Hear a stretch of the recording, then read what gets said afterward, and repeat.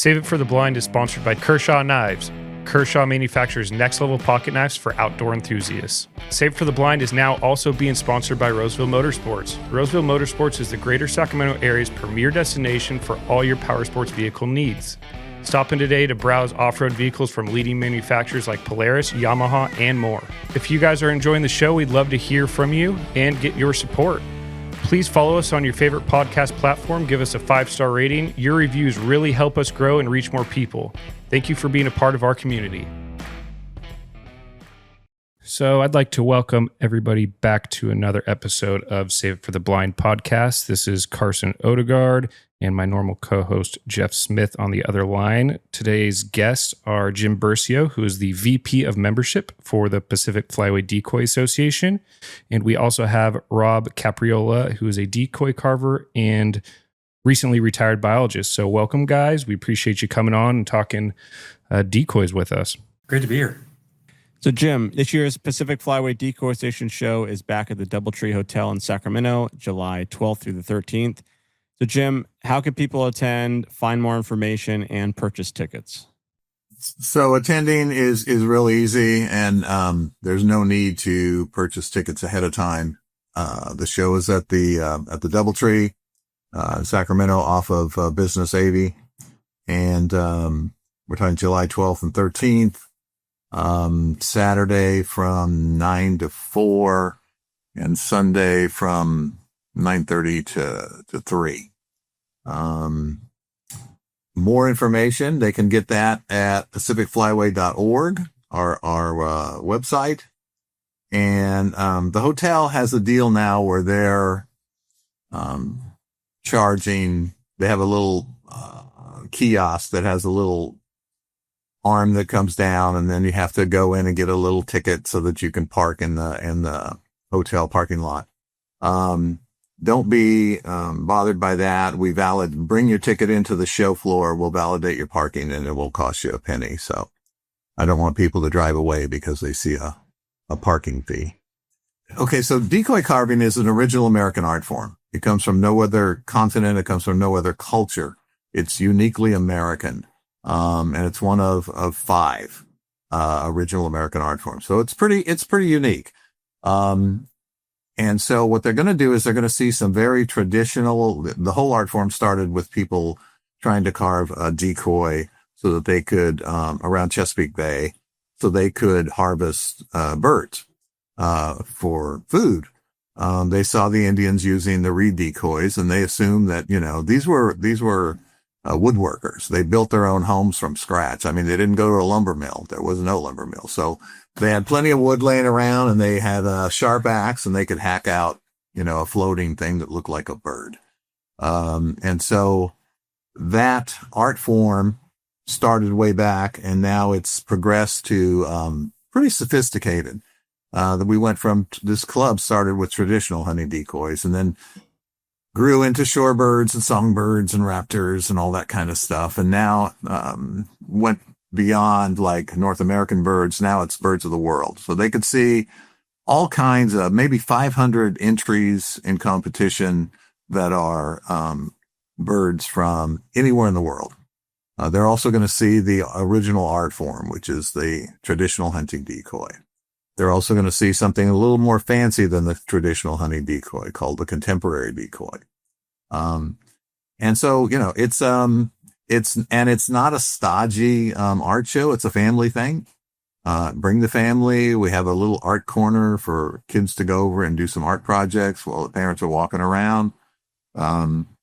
It's just unique. I mean, if you haven't been there, you will be stunned. How many folks do you usually get shown up to the event? Over the weekend, it's probably,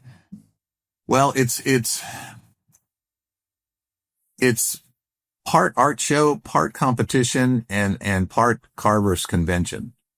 So you're going to have probably 1,000 people there, a good amount of carvers, that kind of thing. And Jim, is this particularly waterfowl hunting traditions, or is there other types of carving where, fish, shorebirds, etc.? Yeah, there's game birds. You're going to see all the game birds. You're going to see any kind of, hunting species. There are a couple of fish categories that we have. The, California Rice Commission has an event where they have a salmon. They're locked into salmon growth now in the rice fields, and they have a salmon category that's a big purchase award. A lot of the bigger categories are purchase awards. We have sponsors that are putting up money, much like California Wildfowl Association. You have the 3-bird rig, which is a big deal. You also have the CWA Decoy of the Year, which is another big deal. These are large competitions, fierce.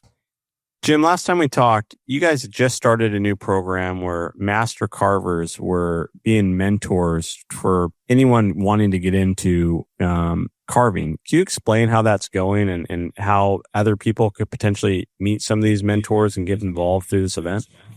Yeah. You have 2 mentors for this podcast. Rob and I both have students. It's kind of a what we did was we were concerned that the traditional hunting decoy was declining. A lot of the new people in the art form were starting to carve little songbirds and things like that as their first projects. And we wanted them to, go with the flagship of this carving club, which is the traditional hunting decoy. And so we decided that, they needed a program that was going to give them support. So I rounded up, I started with 10. I think I've got 8 now, master carvers that were willing to teach 2 novices each, the art form of, that floating, functional decoy. And it's kind of, regional in that a student somebody up in Chico would be looking for Rob. Somebody down here in Antioch and Concord and Pleasant Hill, they're going to be looking for me. We have a guy up in Oregon. We have a couple of guys in, back east in Pennsylvania and, Delaware, that do a lot of traditional hunting decoys, and they're more than willing to jump in there and teach these students. They teach them for 2 years. And those products that they produce, go to your Marsh Day, a couple weeks ago, and they are judged, in open water as, just like the 3-bird rig. The 3-bird rig was judged in open water a couple weeks ago. And then because they're judged at that point, the birds will go to the show and they'll be placed on a table, and we're looking for, a people's choice, the cutest, technically the cutest bird. And it'll be a different bird than the winning decoy that was judged at, 40 feet. It's a different look. One projects and the other, if you put in your hand, you want to take it home. Just out of curiosity, what are the qualifications to become a master carver? I just looked for guys who had been around a long time, who, like to share their knowledge and who were willing to take on a couple of students. We give them a small stipend so that they can cover any, paint, wood. We don't have enough to cover their time, but we'll help them cover all the other stuff. And, we all started somewhere. We all had a mentor. I was sitting on a bridge with Ed Snyder in the Delta on Isleton Bridge, for years. Rob, I know, worked with, Billy Pinches. So we all needed, somebody to give us that first boost. And so, those were the guys I was looking for. Do you have a favorite species that you like to carve? Favorite duck probably is a Drake blue-winged teal. Favorite shorebird. I just did a really, good job with a snipe, and, I'm starting, it's about my 5th or 6th snipe that I've carved, and I'm starting to really enjoy that bird. It's a very complicated bird. But yeah, that would be my favorite right now. Can you speak to how important just the carvers in California were? I mean, talk about, Snyder, Fresh Air Dicks, Pinches. these are huge names kind of in the waterfowl world, especially on the West Coast. But I mean, are those same people just world renowned in their carving? And how, far was California ahead of their time during the heyday of carving? I probably should start off by saying California doesn't get a lot of respect in the decoy world. It seems to be a huge deal back east, because that's, where it all originated from. But there are certain people out on the West Coast that are very desirable. Fresh Air Dick is the first one. Billy Pinches, Ed Snyder, a lot of the old guys were classics, and people are starting to recognize. I mean, we have decoy carving, decoy clearinghouses now for West Coast decoys.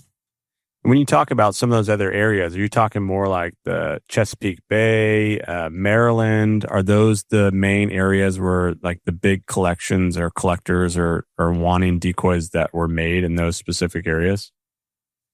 Yeah, Chesapeake is the hub. Illinois had a lot of classic birds. Michigan up there in the Great Lakes, a lot of classic decoys. Each region had its own little look. Out here in the West Coast, a bunch of guys tried to copy Fresh Air Dick because his stuff was just, everybody wanted it. And same thing happened back there. People would, they would copy each other. So what was the date again on the show, Jim? Looks like you're July 12th and 13th. Is there a time? July 12th and 13th, Saturday morning, 9:00 to 4:00, and then Sunday, 9:30 to 3. A lot of folks who used to go to our show every year, we close at 4 on Sunday, but it was getting harder and harder to put everything in the trailer, and it's getting a little tougher. We have a lot of mail-ins, and we have to box all those up and get them ready to mail back on Monday. So we decided we're going to close the show at 3:00. So that might come as a surprise to some people. Gotcha. Hearing about the mail-ins, where do you get decoys from, like all the way across the country, people mailing them in? Yeah, we get decoys from everywhere. We have our carvers go back east to what's the biggest show is called The World. It's in Ocean City, Maryland. And our guys go back there and they do quite well. And they meet the guys from the East Coast. And occasionally some of the guys from the East Coast will come out here. It's a long ways for them, it seems. But they're more than willing to box their stuff up and mail it out here. We are, there used to be 3 shows on the West Coast, and San Diego, Sacramento, and Portland. And now it's, we're it. We're the show. So if you want to send your birds out to West, you're sending them to Sacramento. You mentioned it's a family event. Is it also a place, where someone could, potentially buy some decoys that they're just getting interested in it, not the high end, but maybe something, $100, $200 that they want to put up on the mantle? Yeah. There are several events that are purchase awards. A sponsor puts up a lot of money. They call their shot. They say, hey, I want a mallard this year. U.S. Fish and Wildlife, California Rice Commission, CWA, several of those, Ducks Unlimited. And so the winning bird is already purchased, but, the rest of the birds in that competition, once it's judged, you can approach the carver. Basically, you can go to the podium and say, hey, could you, I don't know who this guy is. Could you help me find him? And the podium will say, hey, Rob Capriola, come up here. Somebody wants to talk to you about buying one of your birds. And that happens all weekend. That's interesting. So you have folks that are collectors that are going, that aren't carvers, but are looking for something that they like to the eye that they're going to actually go purchase. Yeah. And I should mention, there are also antique decoy collectors that'll be on the floor, displaying their work. We also have Dr. Fred Hansen is going to be there, and he's going to have just a decoy display from his collection of birds that were regionally located to Astoria, Oregon. He did that for Astoria a couple months ago, and now he's going to reproduce that for our pleasure. Well, That's very cool. Well, Jim, we appreciate you coming on, talking about the Pacific Flyway Decoy Association show. That'll be at the DoubleTree Hotel in Sacramento on July 12th and 13th. You do not need to purchase tickets ahead of time. There'll be tickets able to purchase at the door. Is there anything else you'd like to leave us with, Jim, before we talk with Rob for a little bit? It's not real expensive. I think its admission is $5 for adults. Children under 12 are free. You're going to get a button. You're going to wear that button home. You can turn around the very next day on Sunday and walk right through because you've got your button. So, or you can hand it off to your neighbor and say, hey, you got to go see this. Oh. Take a look. So yeah, it's unique. Bring a camera, bring your phone, take some pictures, get excited. We also have a little form in the back of the room that if you're interested in getting involved in a local carving seminar, we do Lodi, Stockton, Chico, Morro Bay, and Monterey. We go to these bird festivals and we teach a carving seminar. So if you're interested in that, you can sign a piece of paper. You can put your email on there. We'll call you a couple of weeks ahead of time. The host of that birding festival is the one who will go online and present, all the courses to sign up, but we'll give you a heads up that, Lodi is going to open up in 6 or 7 days, and we usually sell out in the first 2 hours. So if you want to get in there kind of thing. We'll remind people who are looking for that connection. Jim, always a pleasure. And look forward to seeing you guys at the show, and going to bring the kids out this year. So it'll be a fun time. Our hunt program is still accepting applications for spring pig hunts. Visit calwaterfowl.org to apply today. Fall hunts will begin accepting applications on July 12th. While you're there, don't miss our membership deal. Purchase a membership and receive a free Realtree sweatshirt while supplies last. You can also apply for hunts, purchase tickets for upcoming events, and show your support for waterfowl conservation. Upcoming events are Oakdale Banquet, June 24th, North Delta CWA Joint Fun Shoot at Bird's Landing, June 29th, Bingo and Tunes in Roseville, July 17th. All right, so Rob Capriola, retired biologist, a decoy carver. Ex-CWA employee. Ex-CWA employee, yep, couldn't forget about that. That's where the waterfowl traditions start in California, is through CWA. Lots of employees scattered out through federal, state, and other NGOs. So, Rob, pleasure to have you on the show today. Looking forward to learning about your story and your decoys. I know I've had the pleasure of working with you before about purchasing some decoys for a decoy collector that we both know, and he was tickled pink with those decoys. But Rob, if you could kind of talk us back through your earlier days, growing up, talk about the Remington Gun Club and watching boats come in, and just kind of how you got your passion for waterfowl, decoys, hunting. Sure. Thank you very much for this opportunity. I'm happy to share a little bit of my history. And I grew up in Connecticut, and as a little junior high kid, lived in a suburban area. So there were ponds around. Just was naturally attracted to whatever grew in those ponds and fish. And of course, there were ducks around.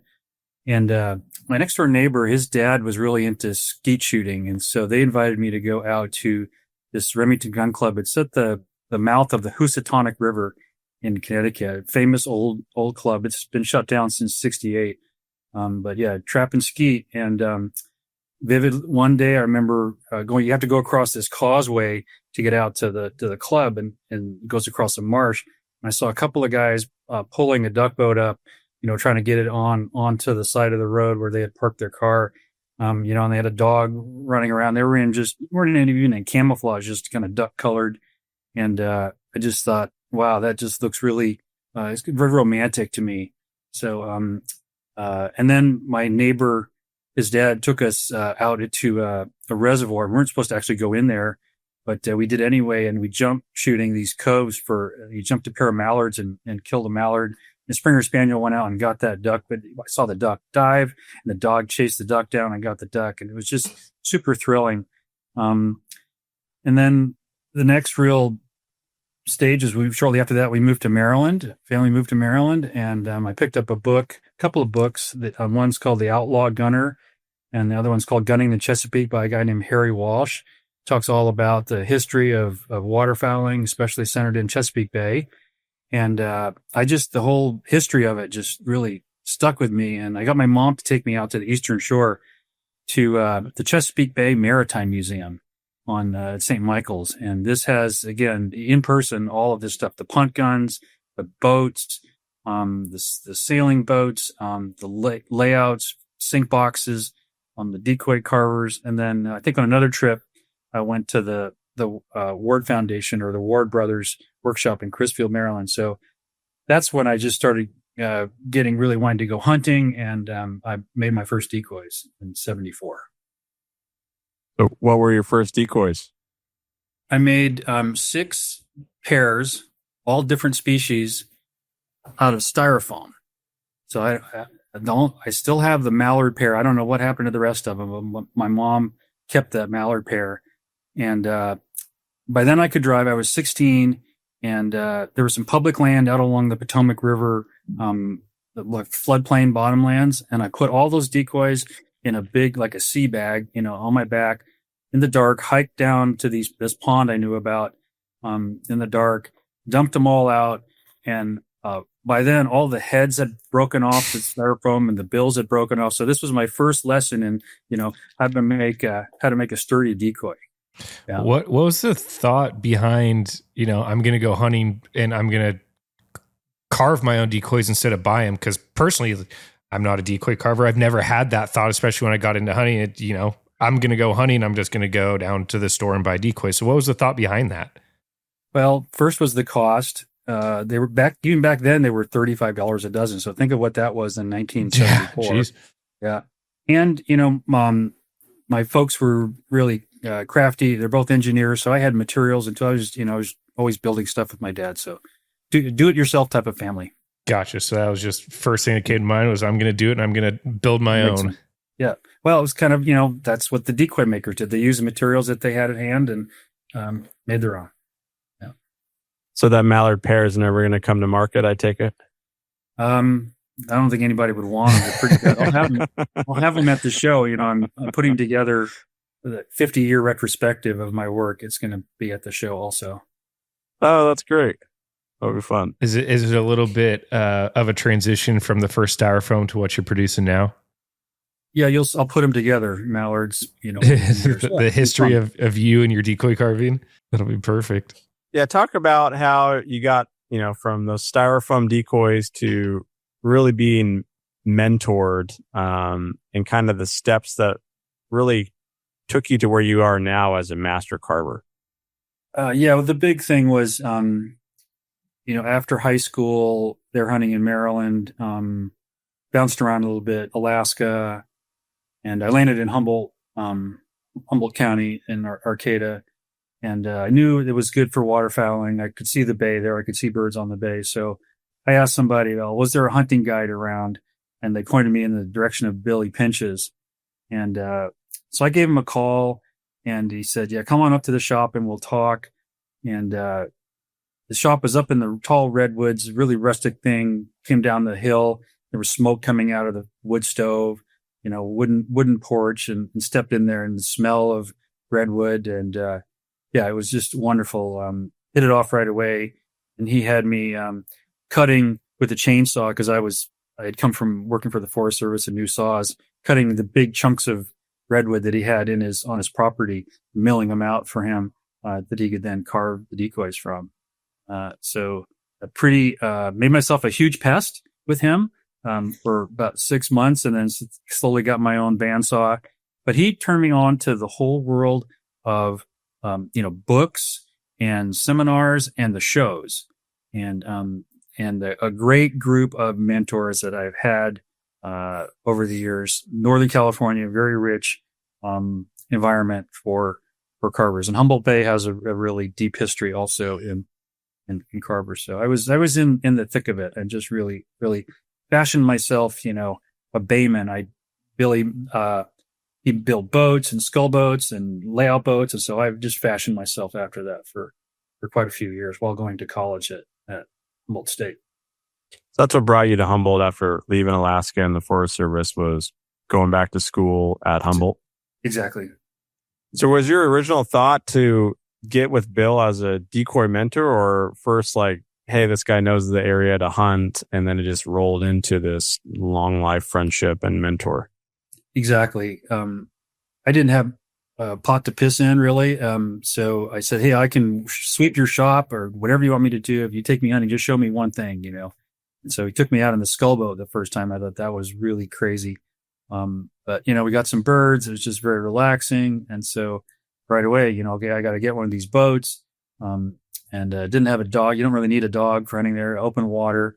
So that was the bargain. It worked for him. He let me use his shop. I bought bandsaw blades when I broke them, and just slowly started accumulating my own tools and getting set up in my own shop. Do you always hunt over your own decoys, like at least some when you go hunting?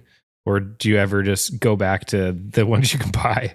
Yeah, not much anymore. But for years up in Humboldt, just because they're heavy, you can't really leave them out anywhere. You got to bring them in each time. But yeah, so hunted out of a boat, built layout boats up in Humboldt, and small skiffs, hunted out of those. Had a 16-foot Oregon dory that I hunted out of with gang lines of diver decoys. So, so anytime you could transport them a little bit easier, most times you'd hunt over your own, but I would. You're not walking into a refuge with a dozen carved decoys on your back. Yeah. And I take them out a couple of times a year just for fun. I'll put big spread out stuff that I've I think that'd be a blast. I mean, as a waterfowler, I think, like I said, I've never had the passion or the want to go carve a decoy, but I think before my time on this earth ends, I want to shoot a duck over something that I made. I think that'd be just kind of the full circle. Well, as Jim said, we can hook you up. Yeah, I know the right guys now, so it's baby steps. Yeah. Hey, 2 years until you can get your finished product.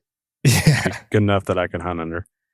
Rob, can you talk to the skullboat culture? I've done a little bit of skull boating when I was younger, but can you speak to that exactly for those people that may have never heard about it, or what exactly a skullboat is and what it entails? Sure. Yeah. They're generally a low profile boat that's used on generally protected water and on weather a day when it's not rough. So they have very low profile, so you can't take any waves. And they're propelled with a single oar that runs out the back of the boat. The format is you're laying down in the boat with your feet forward and your head just looking over the edge of the cowling of the boat, and by wiggling that oar back and forth, you're propelled very slowly, less than 1 mile an hour, but you point yourself at the ducks on the water, hopefully resting at peace, and they don't get too alarmed. But if they're heavily pressured, it gets really hard to scull on them. There's definitely some strategy involved. Now, would you put, I've seen some old skull boats where they made their own decoys to be on the front of it, so it looked like almost a raft of ducks. Would you go that far? I'm a bareboat guy. Well, there you go. Yeah. These people will pile seaweed and all kinds of stuff up there to make it look natural, but I just I don't like to fool with all that stuff. Just use your strategy about using the wind, the sun, what we call background, just how you approach the birds to get a shot. And when you're doing that, are you specifically trying to target a bird in the resting flock? Mallards, scaup, canvasback, etc. What's the bird that you like to target when you're doing that? Whatever will just sit still long enough to get me close. Yeah, not choosy. No, yeah, it's a lot of work. Yeah, I've never done it. And shooting from sitting down is not easy. Oh, yeah. Basically, you've got a 90-degree angle that you can shoot at. So a lot of it helps if you turn the boat at the last second. And Rob, what was the one thing that you probably, really took to heart that Bill taught you as a decoy carver? Do your own design work. You can take influences from, I love old decoys. The older and funkier, the better. And so take influences, take seminars, but don't use pattern books written by other people. Don't copy, verbatim some other decoy. Look at birds in nature, observe them, see what makes them unique as a species, and carve something that you think is going to make them stand out, and even emphasize the characteristic or field marking or behavior that you think makes that species unique, that will project over a distance of 10, 20, 30, 40 yards. Yeah, I'm looking at your website right now and all your decoys, which are so cool. CapriolaDecoys.com. That's right. It's a little outdated, but it gives you I'm getting lost here. This is so many to look at. It's cool. Do you have any idea of how many decoys you've carved in your lifetime? I really don't. I'm guessing it's somewhere between 500 and 1,000. Okay. Yeah, some of these are so cool. So out of that number, is there a particular rig that you like over all of them was your best set or mean the most to you? Maybe that was a set that you still have and you still hunt. Like out of your own rigs, what was your personal favorite? Probably the Brandt rig. I had a lot of work in them because they're bigger. They're not as big as a Canada Goose, but they're bigger. And I had I had 36 full bodies that I carved, and then full bodies. Yeah, well, floating. I call them floating. Oh, gotcha. Silhouettes. We have these thing called floating tripods. They're silhouettes, but they're mounted on boards, and they fold up, and you can stow them. And then I had again, so that was 36 of those, and then 36 silhouettes just on stakes that we put in on the beach. And so had some just fell in love with the Brandt hunting on Humboldt Bay on the South Spit. Very much a hit or miss type game. Many days of not seeing a Brandt, but then stormy south wind days when it's just awfully windy and rough. And those are the best days for hunting Brandt, and they're just pouring in on their migration. Just super addictive. Yeah. Rob, I got a question for you. Just looking through your website and decoys in my head going in a million directions. Have you ever found like a valuable old decoy at like a garage sale or just somewhere where you'd never expect it? Since I'm sure you have the knowledge of being able to pick them out more than the normal person. Yeah, no, never found like the gold mine, but I have found some cool stuff. So, yeah. Anything stick out? Oh yeah. Was cycling out in Arcata Bottoms. It just, a lot of old dairies out there. So the old barns right next to the road, kind of one barn was kind of falling down. Looked to my left, looked through the open doorway, and there was a burlap sack on the floor with a kind of rotting, and there were a bunch of Brandt decoy heads sticking out through the rotting sack. Yeah. And so I turned around, went and knocked on the door, bought probably half of the sack, 5 or 6 of the decoys from a guy, and they were still in pretty good shape. But they were old and clunky. But they had been used for sure. So that was fun. Yeah, that was probably. Did you ever figure out who carved them? No, they looked at all of the. So there's a book, California Decoys, that Fred Hansen and Mike Miller ran. So there's nothing even close. Like the guy, that guy could have made those 6 decoys and that was it. But they were well constructed. They weren't broken. So yeah. What's the obsession with decoy carvers and fresh air Dick? I've heard stories and this and that, but I don't know the backstory or why this stuff is so valuable. Well, he was a market hunter, and a lot of his decoys were done in the late 1800s and early 1900s. And he lived on a barge that he basically floated up the Petaluma River and and stuck on shore.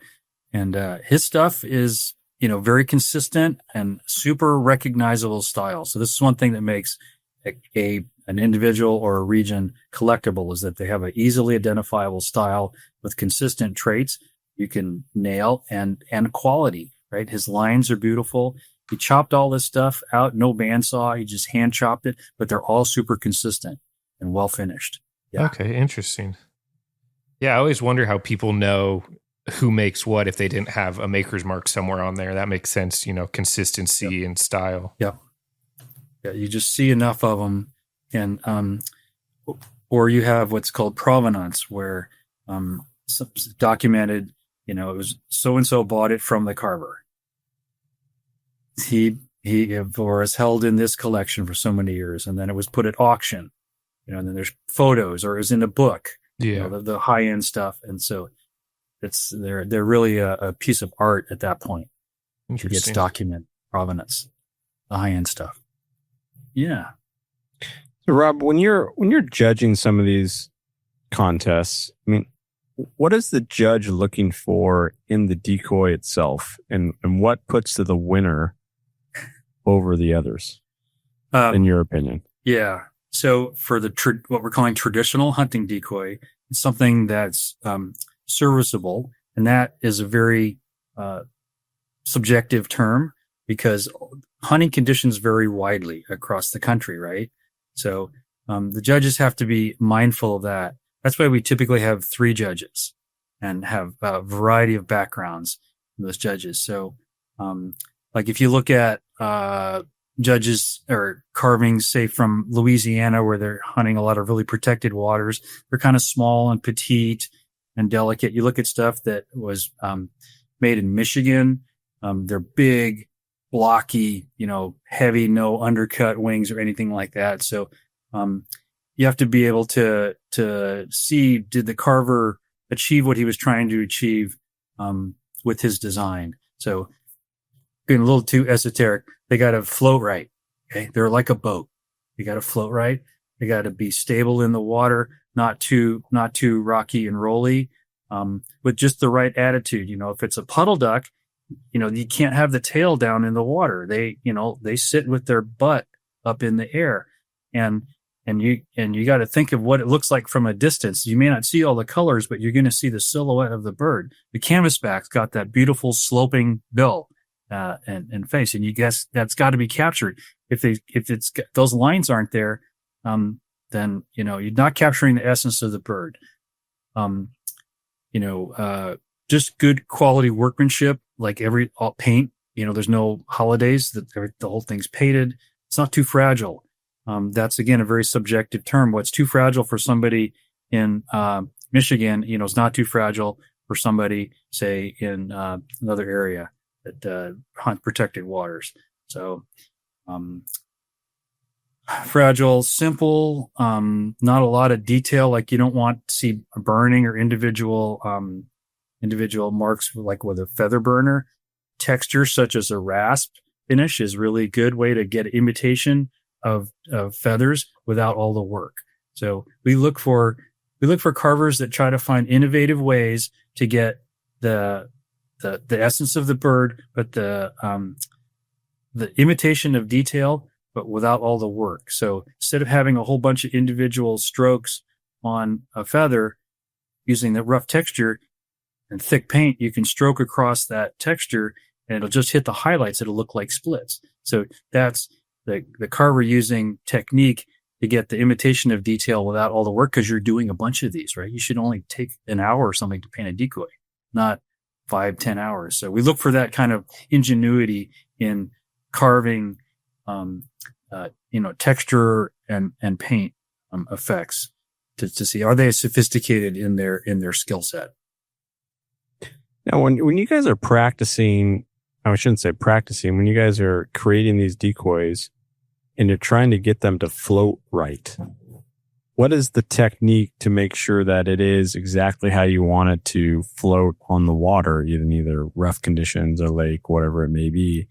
Do you guys take them out unpainted and see how they're working and then finagle with it a little bit to get it right? Or is it at home in a big trough?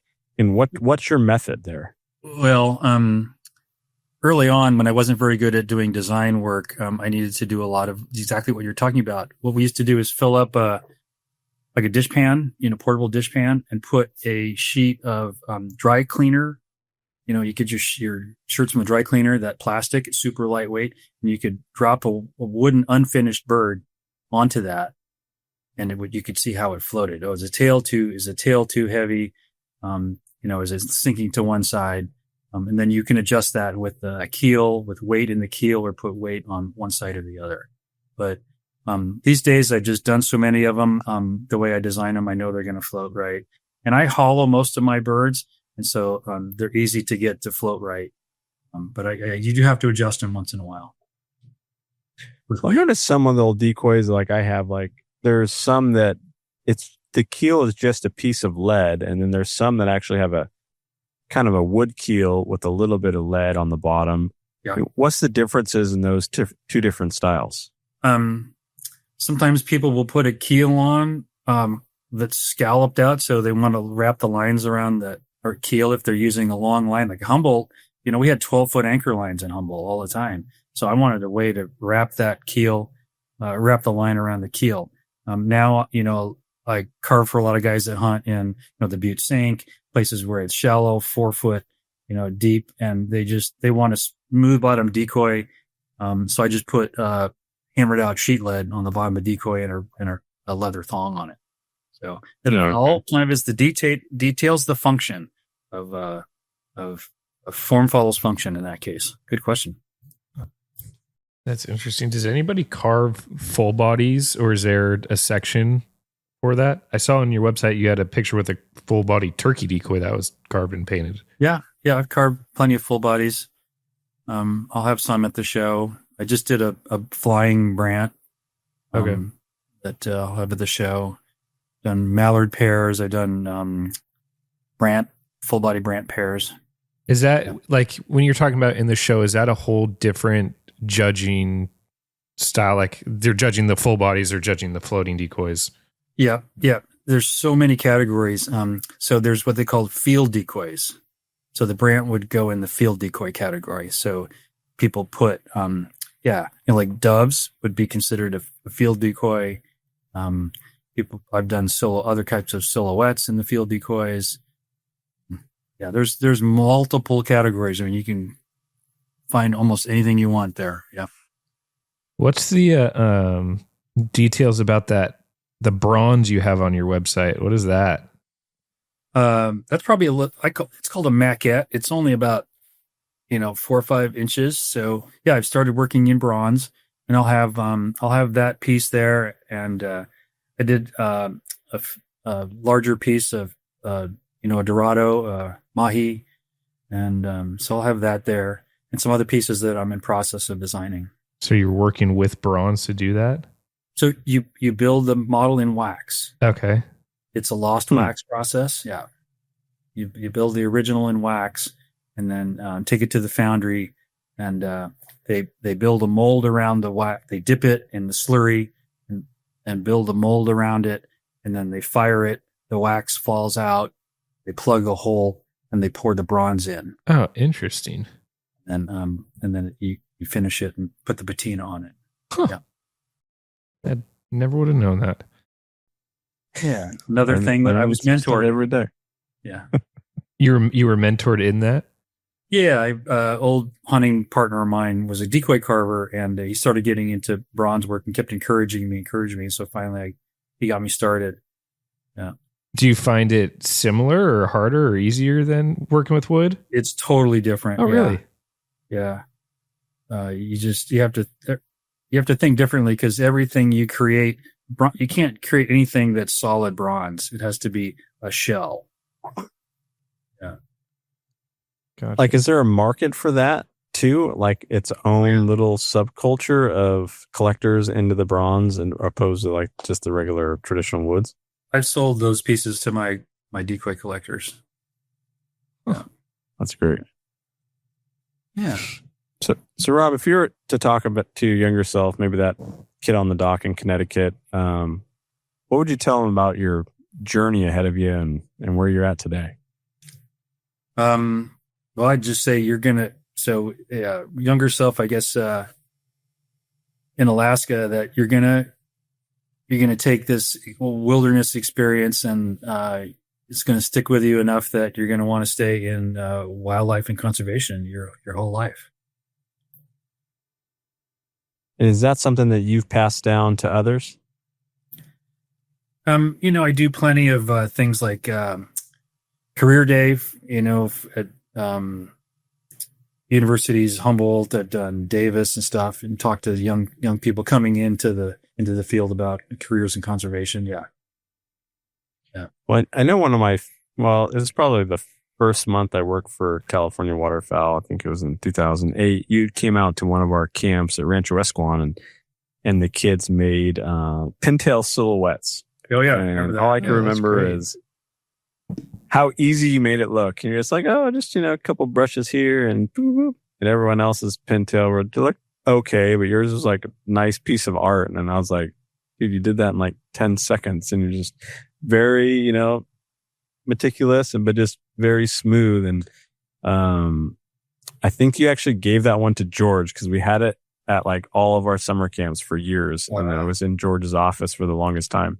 But it was just a regular silhouette, but it was just really, really cool. And I remember that, and I know a lot of the kids probably do too. So pretty cool tradition that you're carrying on there. So appreciate all the support on that end of things. Yeah. And, I was been lucky with all the mentors that I've had, so I'm ready to pass it on.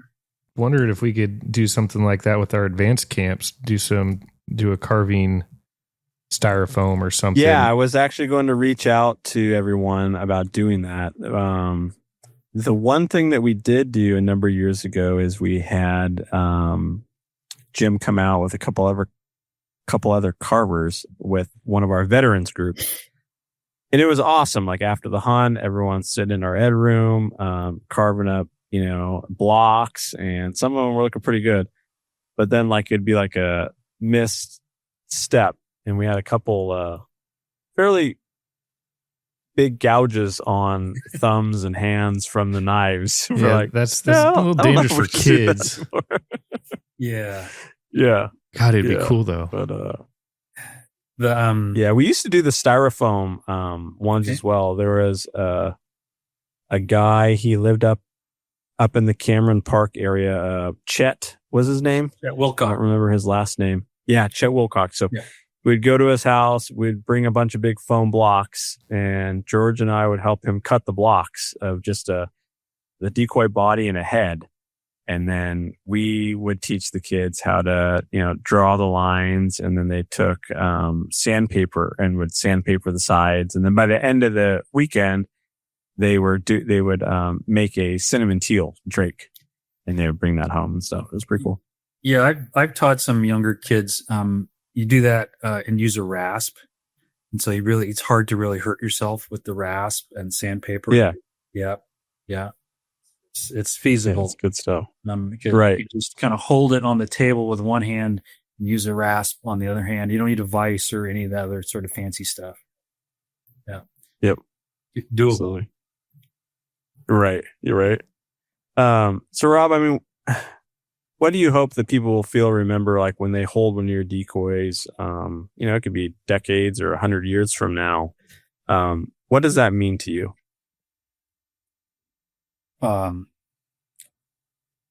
Just that they just enjoy it, and that they know me well enough to know just that it's integrated with the habitat work and all the great parts of waterfowling. You have the habitat work, the calling, the shooting, the dog work, brushing blinds. All these things are just things that I love. The decoys are just part of it. And how important is it to get the next generation of carvers in right now to keep the tradition going?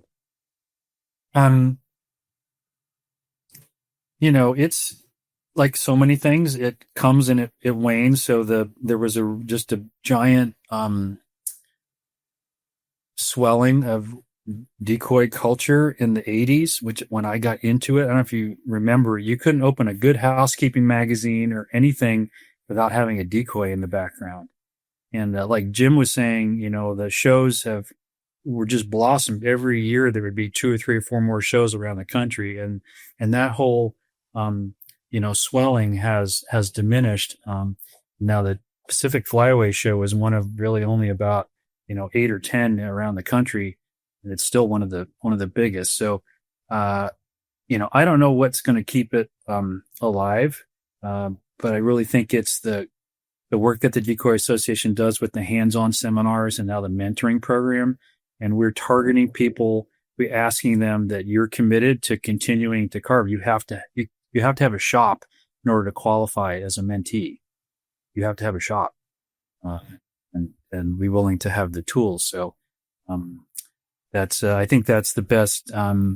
That's the best way to do it. Just like I was a beneficiary of working in somebody else's shop, working alongside them, getting introduced to the shows, going to the Sassoon Marsh Day, and then getting out and hunting over those decoys. It's really a thrill. My mentee from last year, he made a bunch of ringneck decoys. The last day of the season, he found a pond. I shot something like 3 guys shot like 16 or 17 ringneck.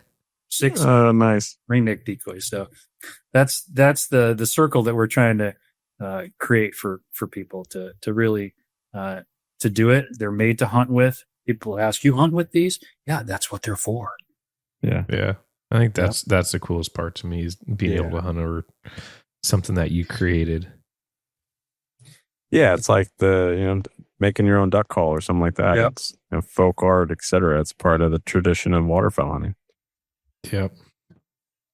Definitely. Well, Rob, we appreciate you coming on today. And as you heard before, he will have his decoys there at the Pacific Flyway Decoy Association show on July 12th and 13th at the Doubletree Hotel in Sacramento. You can also find his decoys on caprioladecoys.com. Rob, thank you again. Thanks, guys. We appreciate it. Appreciate you, Rob. Thank you. Long. Bye-bye. Thank you for tuning in to this episode of Save It for the Blind podcast. You can find our podcast on Apple, Spotify, or wherever you listen to your podcasts.